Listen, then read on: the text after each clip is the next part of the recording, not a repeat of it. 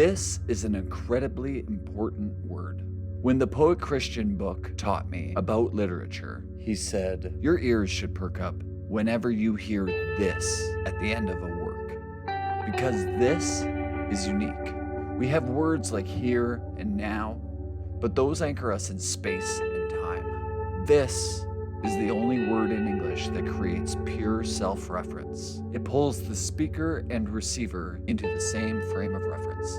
It points to itself, to the moment, to everything that just happened, all at once. Writers are careful when they use this, and filmmakers are too, especially at the end of a movie. It's often the author's way of reminding you, this is about to be over. This is my last chance to tell you what this is. If you saw my last video, you know I believe Nolan builds his films in 3 layers.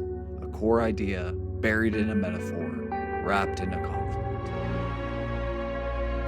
Inception is about how these ideas are contagious. The 3 layers of the dream heist are the 3 layers of that metaphor. And Tenet, like much of Nolan's work, operates as a metaphor for film itself. Characters move backward and forward through time like frames on a reel. The protagonist must learn to see the world differently. Inversion is editing. Entropy is narrative. In fact, the film tells you this from the very first frames. The Warner Brothers logo appears in red. The Syncope logo, Nolan's production company, appears in blue. Red team, blue team.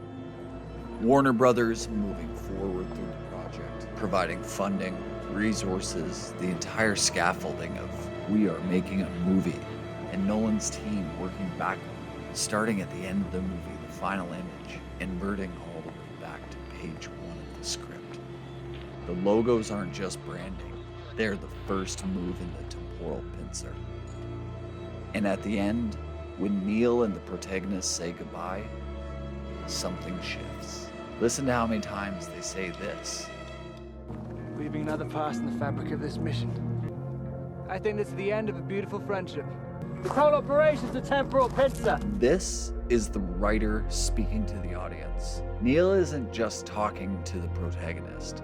He's talking to you, sitting in the theater or on your couch, about to scrub back to the beginning for your second watch. For Neil, this is literally the end. It's the end of the movie, and for him, he's about to walk through that door and die. But for you, it's just the beginning. Well, for me, it's just the beginning. Because you have a future, You have a future in the past. Years ago for me, years from now for you. You've known me for years.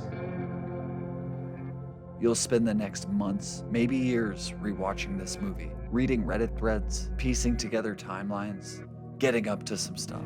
We get up to some stuff. One day after enough rewatches, you might finally get to the beginning, the moment where it all clicks. Neil says, see you at the beginning, I'll see you at the beginning, friend. And he means 2 things. I'll see you at the beginning, First, friend. I'll see you at the end, at the beginning. Once you've figured out what all this means, once you've closed the loop of meaning between art and audience. You're only halfway there. But also, I'll see you at the I'll see beginning, you friend. again. Literally in Mumbai, again for the first time. The next time you press play. For me, I think this is the end of a beautiful friendship. But for me, it's just the beginning. Nolan has spent his entire career making films obsessed with time.